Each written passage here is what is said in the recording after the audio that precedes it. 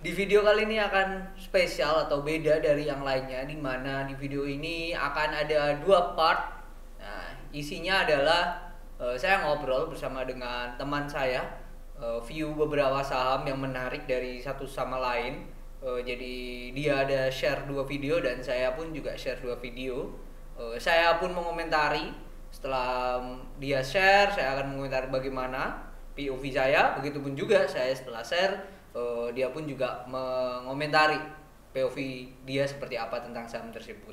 Jadi total ada 4 video nantinya yang kita bagikan di video kali ini, yang terbagi jadi 2 part. Simak videonya sampai selesai, tapi jangan lupa buat subscribe dulu.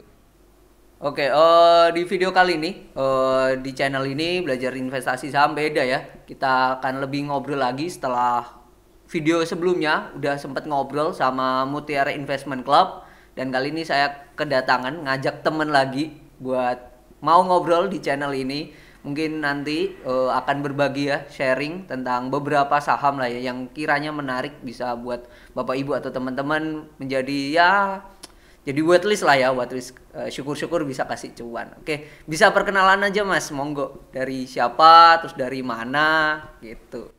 Oke, terima kasih Mas Mahen. Ya, perkenalkan nama saya Christopher Jonathan. Sekarang saya bekerja di Mirae Asset Sekuritas sebagai investment specialist. Hmm. Jadi kalau teman-teman ada yang ingin belajar investasi, kemudian ingin dipandu dan belajar bersama, itu bisa nanti kontak saya. Nanti saya dengan senang hati bisa untuk membantu teman-teman berinvestasi di pasar modal. Oke. Di cabang mana ya Mas Christopher Jonathan? Saya di cabang Central Park Jakarta. Oke, Central Park Ya, Jakarta. Oke, tapi udah bisa beberapa pakai, kalau dari rekening beberapa udah bisa online ya, full online ya Mas ya?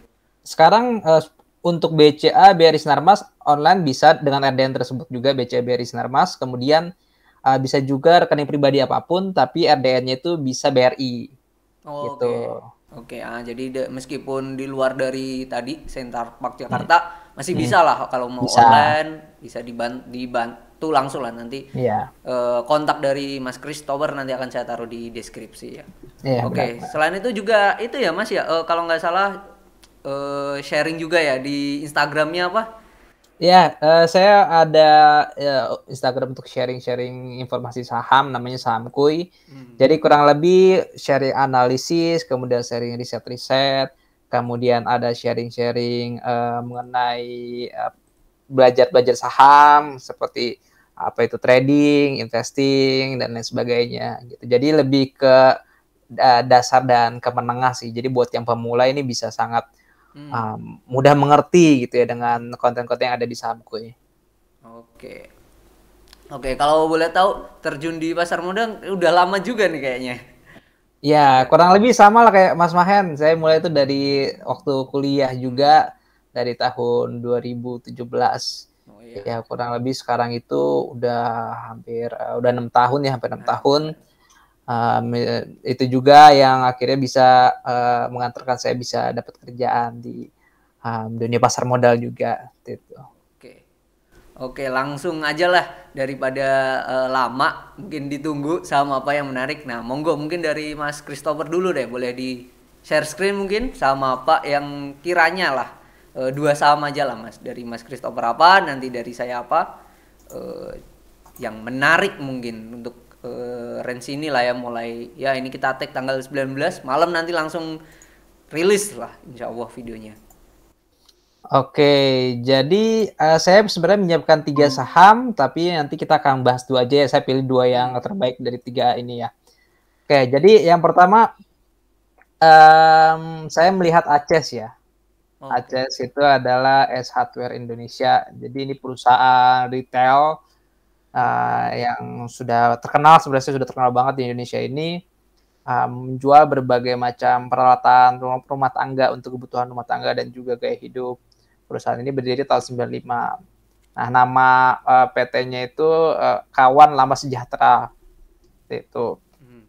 Nah, ini kurang lebih produk-produk dari S Hardware ya. Ada Crisbo, terus ini ada vacuum cleaner, terus ini ada tangga, kemudian di sini juga ada dispenser meja, macam-macam. Ini banyak sekali produknya ya.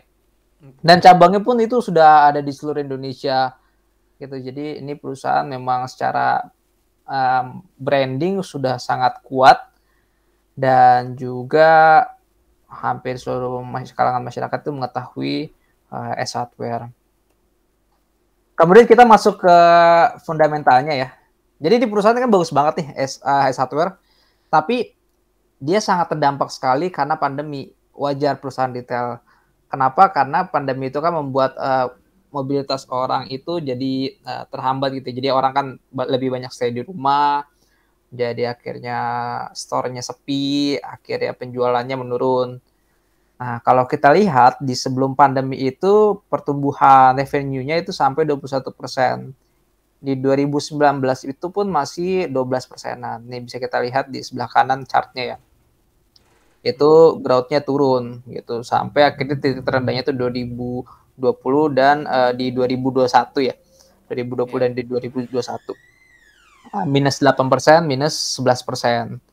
Gitu. Dan di 2022 itu sudah mulai recover tapi masih sangat kecil sekali 3,35%. Dan akhirnya penurunan dari revenue ini juga mengakibatkan net income-nya juga turun gitu kan.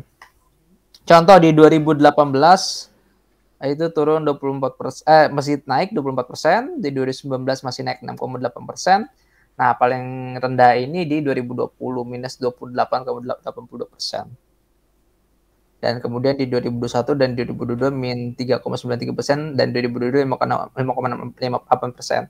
Kita lihat di sini di 2022 sudah banyak perusahaan retail itu yang sebenarnya sudah recover ya dari pandemi gitu. Kalau kita di Perkasa itu sudah recover, tapi Aces ini malah belum recover. Salah satu penyebabnya itu karena memang pandeminya itu lebih banyak mengubah kebiasaan masyarakat yang akhirnya untuk belanja online gitu. Jadi itu berdampak sekali sama S Hardware. Akhirnya perusahaan ini pun berusaha untuk adaptif untuk ekspansi ke transformasi digital gitu. Nah, penjualannya turun 11,7% dibandingkan pandemi karena pandemi COVID. Terus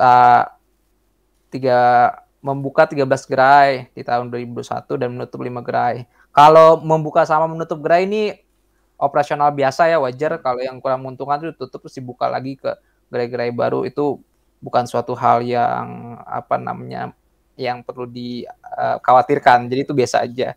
Sama kayak Matahari juga LPPF itu kayak gitu juga.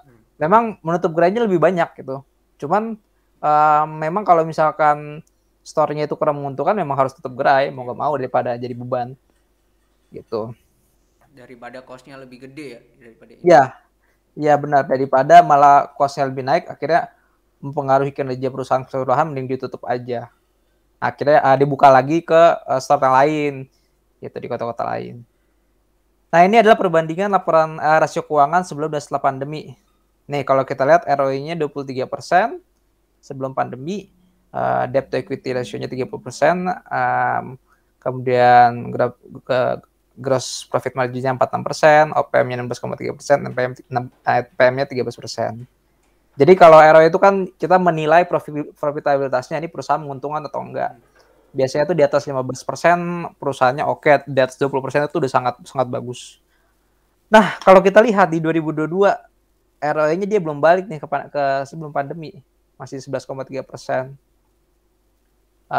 Itu juga yang menyebabkan harga sahamnya itu di tahun 2022 masih turunnya, dropnya dalam sekali gitu. Bahkan masih jauh banget dari harga pra pandemi. Kemudian debt to equity ratio-nya 11%, nurun jauh ya dari 2018, ini oke banget. Kemudian GPM-nya meningkat, OPM-nya turun, NPM-nya turun. Gitu. Jadi kalau kita lihat dari rasio keuangan yang ini, bisa kita katakan S Hardware itu belum recover. Sehingga ini yang menyebabkan harga sahamnya turun dalam, jadi sangat murah ya. Dan itu juga kita bisa melihat peluangnya di situ. Gitu. Nah, kalau kita dari evaluasi Aces ini yang sudah paling murah dibanding peers-nya dibanding perusahaan sejenis. PBV-nya itu 2 kali. Untuk perusahaan retail sih itu rata-rata di harga wajar itu PBV 3 sih, PBV 3. Kalau kita nyari PBV di bawah 1 itu susah sekali. Jarang sekali sih PBV 1 gitu. Kalau kita bandingkan sama MAPI, Mitra Adi Perkasa, PBV-nya 3,5 kali. Kemudian ada RALS 1,13 kali. Nah, kalau kita lihat di sini RALS ini paling murah ya PBV-nya. Tapi kalau dari PER, di sini yang paling murah ada di MAP 18,2 kali, ACES 19 kali, dan Ramayana 34 kali gitu. Kenapa ACES ini kelihatannya lebih mahal? Karena kan tadi kita lihat labanya itu drop. Jadi kan ini kan price to earning ratio, harga dibagi sama EPS laba per lembar. Nanti ketika EPS-nya naik, ini akan turun juga nih PER-nya. Jadi akan murah. Jadi kalau ACES ini sudah kembali ke kinerja sebelum pandemi, PER 19 kali ini akan turun. Jadinya di harga sekarang ini akan lebih murah. Nah, RAS juga sama seperti itu kalau dia recover. Gitu. Tapi kenapa saya lebih milih ACES daripada RAS? Karena dari segi kalau RAS itu kinerjanya sebelum pandemi itu masih lebih bagus ACES daripada RAS. Gitu. Saya jadi lebih prefernya ACES daripada RAS. Tapi kalau misalkan teman-teman tertarik RAS juga, ya nggak apa-apa juga gitu. Mungkin kalau mau dibandingkan RAS itu bisa dengan LPPF yang perusahaan sejenis juga. Gitu. Ini dari sisi valuasinya oke, profitabilitasnya masih ada terganggu tadi. Belum balik ke masa pra pandemi. Financial health-nya aman, cuman 10%-an tadi. Gitu. Nah, sekarang kita lihat dari sisi chart. Kalau dari sisi chart, kita lihat all time high-nya itu di sekitar 1.800 ya. Sekarang udah turun dalam sekali sampai ke 400-an. 400-an sebelum akhirnya ini sudah mulai naik nih di ketembus 600-an, sekarang di angka 700-an. Ini di PBV 2. Kalau kita bandingkan ke rata-rata PBV-nya dia itu di angka 4 sampai 5 kali. Jadi kalau dari PBV 2 ke PBV 4 masih ada peluang 100% di situ kan. Iya, kalau dia bisa balik, nggak usah ke 1.800, misalkan ke 1.200 aja, apa ke 1.400 itu udah 100% kan dibeli di harga sekarang. Walaupun memang sudah naik nih dari 400. Sudah naik, tapi peluangnya masih ada. Gitu. Tapi yang menjadi pertimbangannya apa? Yang menjadi pertimbangannya jelas, bisa nggak ACES ini kinerjanya balik ke seperti sebelum pandemi. Nah, di situ yang menjadi fokusnya gitu. Kalau saya sih, saya rasa akan balik juga ACES. Kenapa? Karena saya lihat dari kondisi realnya gitu ya, di toko-toko, di store-nya, di mall-mallnya, ACES itu udah mulai rame banget sekarang. Saya minggu kemarin ke Mall Arta Gading, ngelewatin S Hardware itu sudah penuh banget gitu kan. Jadi tinggal masalah waktu aja sih. Karena ternyata brand image ACES ini belum hilang di masyarakat. Walaupun sudah 2 tahun pandemi, masyarakat itu nggak banyak lah yang ke store-store yang ACES. Tapi ternyata ACES itu masih ada di top of mind-nya masyarakat. Gitu. Jadi saya rasa tinggal masalah waktu aja. Saya sendiri belum punya ya ACES ya, tapi ini saya lagi matangkan lagi analisisnya sebelum saya ngambil keputusan. Gitu. Jadi, seperti itu. Ini ACES. Kemudian yang kedua, ini saya suka banget nih. Dibanding sama ACES tadi, BTPS sih yang kalau saya bagi ranking ya, BTPS itu yang pertama, ACES itu yang kedua. Yaitu ini BTPS adalah Bank Tabungan Pendidikan Syariah. Bank Tabungan Pensiunan Syariah. Itu anak perusahaannya BTPN. Jadi BTPS ini memang dibentuk untuk menjangkau pasar syariah. Yaitu sengaja dipisahkan. Ini ya usahanya bergerak di bidang perbankan syariah. Kurang lebih sih segmen pasarnya itu mirip dengan BRI. Tapi bedanya adalah kalau BTPS itu mereka terjun langsung ke masyarakat buat menyalurkan kredit dan juga memberikan edukasi ke masyarakat. Itu yang menarik. Jadi masyarakat di pelosok itu bisa terjangkau dengan kredit dari BTPS dan juga diberikan edukasi. Sehingga untuk usahanya sendiri itu jadi berkembang, jadi lebih bagus gitu. Sedangkan kalau BRI itu kan dia sifatnya menunggu. Jadi kalau ada yang mau Mengajukan. pinjam, ya mengajukan pinjaman datang ke cabangnya BRI. Kalau BTPS itu kebalikannya. Jadi kayak inilah apa namanya tukang kredit keliling gitu. Tapi ini bedanya nih legal, ini resmi. Lebih Iya, jemput bola lah mereka lah. iya benar, lebih jemput bola ke masyarakat gitu. Ini growth-nya bagus sekali ya, rata-rata 5 tahun 70%. Jadi ini saya kategorikan sebagai growth company yang memang growth-nya bagus banget gitu. Pandemi terdampak juga gitu ya, tapi cuman minus 9% revenue-nya turun. Net income growth-nya di pandemi min 38,94%. Dengan net income growth rata-rata 5 tahun tuh 143%. Ini bagus banget. Gitu. Dan di tahun 2021 sudah recover net income growth-nya naik 72%, 2022 naik 22%. Gitu. Kalau di tahun 2023 di kuartal satunya itu baru naik sekitar 3%. Nah, itu juga yang menyebabkan harga sahamnya turun dalam. Nanti saya akan jelaskan di belakang. Ini masalah growth. Dari sisi rasio keuangan sebelum pandemi itu ROE-nya 31%, setelah pandemi 24%. Ya masih ada lah sedikit ya, cuman 6% nggak terlalu, karena sudah di atas 20% Ya, juga ROE-nya luar sudah biasa. oke. ROA-nya 2018 12%, ROA di 2022 11,5%.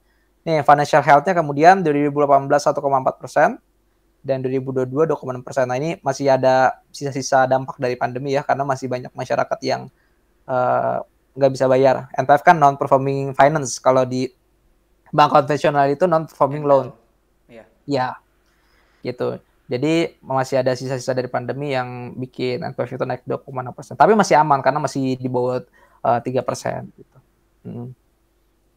Kemudian Bopo ini bisa dibilang cost ya, kalau di perusahaan umum itu costnya. 2018 itu 62%, di 2022 50%, turun, berarti bagus nih. Karena cost-nya dia menurun. Kemudian FDR, financing to deposit ratio, jadi deposit yang di bank itu ada berapa, jadi masyarakat menyimpan uang di bank itu berapa, kemudian kredit yang disalurkan itu berapa. Jadi bisa dibilang kalau masyarakat itu menyimpan uang di banknya itu 100.000, nah sekarang 95.000-nya sudah disalurkan ke kredit. Artinya apa? Yang tadi saya di bank itu kan 5.000, berarti bank ini sudah cukup maksimal untuk menyalurkan kredit dan udah nggak bisa terlalu agresif lagi karena sudah cukup maksimal di sini. Gitu. Kalau bank-bank contohnya kayak Bank BNI itu LDR-nya loan to deposit ratio itu baru 80%. Itu masih ada peluang untuk agresif lagi. Nah, ini yang menarik kalau dari evaluasi PBV BTPN Syariah itu lebih rendah dari BSI 2,27, tapi lebih mahal dari CIMB Niaga. Dari sisi PER yang paling murah itu CIMB Niaga. Kemudian BTPN Syariah itu 10 kali dan BSI 13,6 kali. Nah, yang menarik di sini adalah CIMB Niaga ya. CIMB Niaga ini murah banget gitu dari sisi PER dan PBV. Jadi memang di kuartal 1 2023 itu CIMB Niaga kinerjanya bagus banget. Laba kuartal satunya naik 30%. Itu juga yang bikin CIMB Niaga naik dan BTPN Syariah turun. Kenapa? Karena kalau bank yang setara kayak begini, terus bank A dan bank B-nya itu kinerjanya lebih bagus, investor yang beli saham di bank A ini akan pindah ke bank B. Gitu. Jadi yang bank A akhirnya turun. Itu juga terjadi di BTPS. Investor yang beli saham BTPS itu kalau nggak salah keluar itu di sekitaran harga ini ya, sewaktu harga sahamnya itu waktu laporan keuangannya itu keluar yang kuartal 1 2023. Jadi begitu lihat kuartal 1 2023 itu laporan keuangannya keluar terus kinerjanya nggak bagus, hanya naik 3%. Sedangkan CIMB Niaga itu naik 30%, orang-orang akan pindah ke CIMB Niaga. Gitu. Akhirnya harga saham ini turun dalam, bahkan sampai pernah all time low-nya di 1.800-an. Gitu. Tapi apakah ini tandanya jelek? Ya enggak. Ini tandanya kita ada peluang di sini, peluang untuk masuk. Karena harganya jauh lebih murah lagi. Karena kan kita baru ngomongin kuartal 1, bisa aja kuartal 2, 3, 4-nya tuh labanya naik gitu kan. Dan kalau kita berdasarkan historinya kan growth-nya itu bagus sekali gitu. Tadi 140% itu BTPS. Jadi BTPS ini menarik banget, terutama untuk yang untuk growth company ya. Jadi buat teman-teman yang mau investasi di BTPS ini, ngincarnya bukan dividen, karena bagi dividen itu kecil. Kurang lebih cuma 1-2% lah, 1-2% aja dividen yield-nya. Tapi kalau untuk ngincar capital gain-nya ini peluangnya besar banget.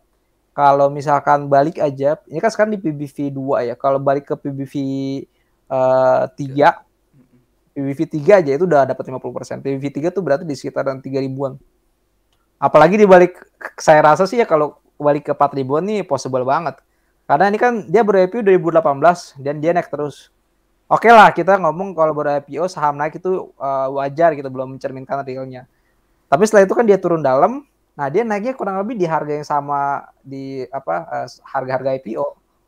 Kemudian turun lagi, dia naiknya harga sekitaran situ lagi. Jadi untuk balik lagi harga ini masih possible banget di harga 4 ribuan. Kalau ke 4 ribuan kan udah 100%.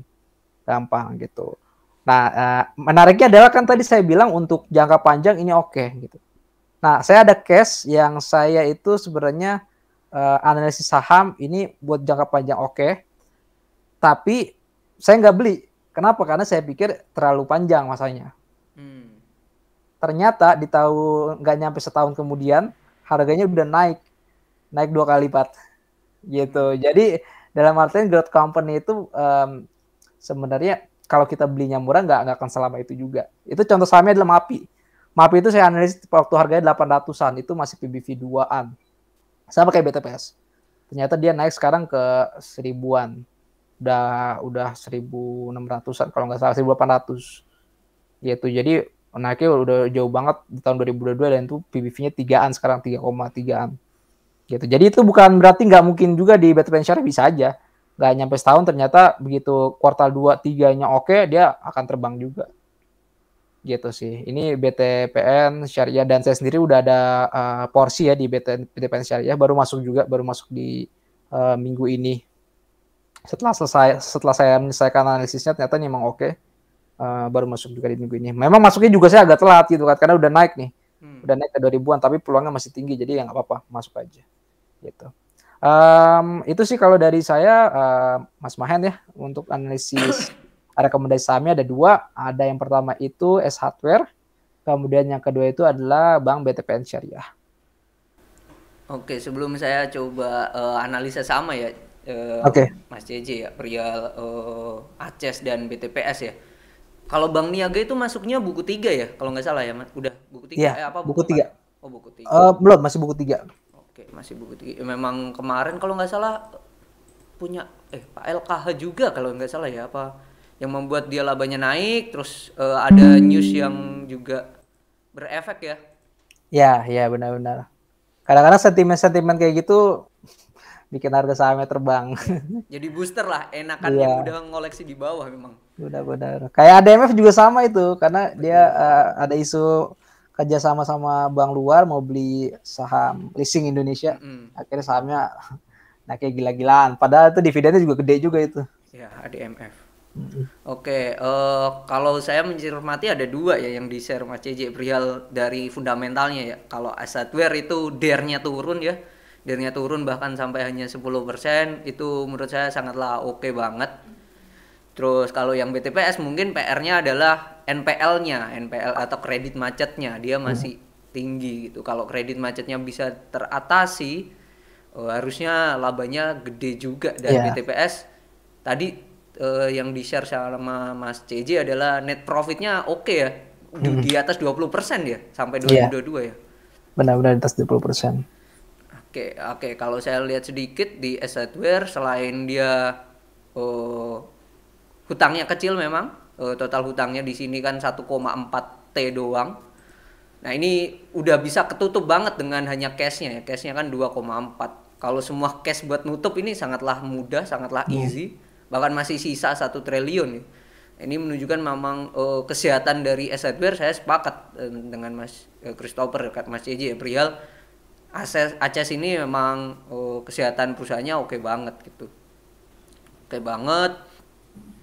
Terus kalau secara teknikal ya, saya lebih ke teknikalnya. Hardware kalau dilihat, nah ini kalau analisa saya, dia potensi pertama secara short term bisa ke 775 dan kemarin capai. Cuman secara long, nah ini kita lihat dulu. Oke, saya lihat secara weekly. Nah, ini sudah titik low kemarin itu bisa dikatakan dia mantul dari demand areanya. Dan ini hal yang bagus. Potensi upside-nya masih gede gitu dan garis di putus-putus hijau ini menjadi area terminalnya. Haltenya dia lah. Nah, 775 kalau breakout ini potensinya besar untuk upside lagi. Secara teknikal dia potensinya satu, setelah tembus 700-an ya bisa ke 1000 dulu ya. Ya bisa ke 1000. Apakah mungkin ya? Mungkin banget, possible banget ya. Terus ditambah ini ada gap ya. Mungkin di 900-an dia akan ada turbulensi, ada penekanan penjualan yang taking profit. Ya make sense lah kalau di sinilah ya. Ada penjualan di sini make sense. Terus habis itu ya 1000 masih possible banget kalau saya lihat ya. Dengan harga sekarang 700 masih ada upside ke 1300, berarti ya mau 50% lah ya Mas ya. Benar. Masih 50%. Saya sepakat. Nah, kalau banking nih jujur saya WTPS ini di luar dari radar ya. Saya melihatnya malah mungkin Mas CJ ini melihatnya wah mungkin yang di-share komoditas ada kalau saya lihat ya komoditas kemungkinan, terus retail juga saya sepakat, sama bankingnya malah saya menilainya kemungkinan antara Bank Niaga atau Bank BTPN gitu. Bank BTN. Ternyata BTN saya udah masuk juga BTN. Oh, BTN sudah. Nah, iya, ini. tapi udah naik juga soalnya baru naik juga minggu ini sama. Nah, betul. Nah, karena nanti yang saya share salah satunya Bank BTN ternyata. Nah, BTPS jujur nih di luar dari radar memang. Kalau dilihat dulu. Oke, kita lihat dari fundamentalnya sedikit. Mungkin bedanya untuk perusahaan kalau tadi di luar finance kan kita bisa melihat ya, oh liabilitasnya kalau bisa di bawah dari ekuitas atau bahkan bisa kebayar lah ya dengan cashnya gitu. Kalau hal itu terjadi di finance enggak bisa gitu karena duit nasabah masuknya kan ke liabilitas ya Mas ya. Iya benar. Nah, liabilitas, dan tadi sudah sangat lengkap ya dijelaskan sama Mas CJ perihal dana yang terkumpul sudah 95% ya kalau nggak salah tadi yang disalurkan ke kredit, tinggal PR-nya perihal kredit macetnya gitu. Cuman titik poinnya adalah ya ini net profitnya dia bisa stabil di atas 20, dan kalau nggak salah net interest margin banking itu masih di atas 10% ya Mas ya untuk rata-rata ya. Iya sekitaran segitu 10%. Masih 2 digit lah. Nah itu yang membuat investor-investor asing ya masih senang nanam duit di sini gitu, di banking kita ya utama gitu. Mungkin itu sih kalau secara fundamental. Nah kalau secara teknikalnya, wah ini kalau saya melihat ini akan menjadi hal yang cakep jikalau dia break dari sini, break dari 2300. Kenapa? Karena ini udah mulai bentuk yang namanya inverted head and shoulder-nya mereka. Yang nggak lurus gini sih, mungkin agak serong. Nah, tinggal nunggu break aja gitu. Apakah mungkin untuk break? Kalau melihat susunan teknikalnya secara market structure, biasanya dia mendekati shoulder kanan tuh volumenya ditandai dengan mulai kencang, dan ini kan udah mulai kencang nih. Nah ini mulai masih ada potensi upside-nya kalau saya melihat. Ya bisa sampai ke harga 2700 ya. Ya 27 lah. 27. Mungkin agak berat, mungkin mentok kalau 26 ya 27 lah ya, 27 kepentok normal lah. Normal. Karena kayaknya agak kuat ya itu resistennya 2700. Betul Mas. Ya ini resisten di sini agak kuat. Beberapa kali dari sini bisa eh, dia turun mantul, dia turun mantul. Nah setelah dijebol ini kan menjadi resisten yang kuat nih. Nah, jadi kalau semisal nantinya secara short term ya, secara short term dia mentok di 26 range 2650 sampai 2750, make sense. Make sense sih. Nah, tinggal ini kalau saya lihat ini low risk banget secara teknikal. Masuk sekarang oke, bawah 2100 cut loss boleh. Kalau dia nanti tunggu deket sini lagi bahkan sampai ke 1900, nah itu poin yang oke banget karena ini ternyata udah saya bikin lama, termasuk di main areanya ini mantul di sini terus. Itu sih kalau saya melihat ini potensi buat invertednya kenceng sih buat si BTPS. Itu mungkin ya dari komentar saya dari yang di-sharekan Mas CJ, Real Aces dan BTPS.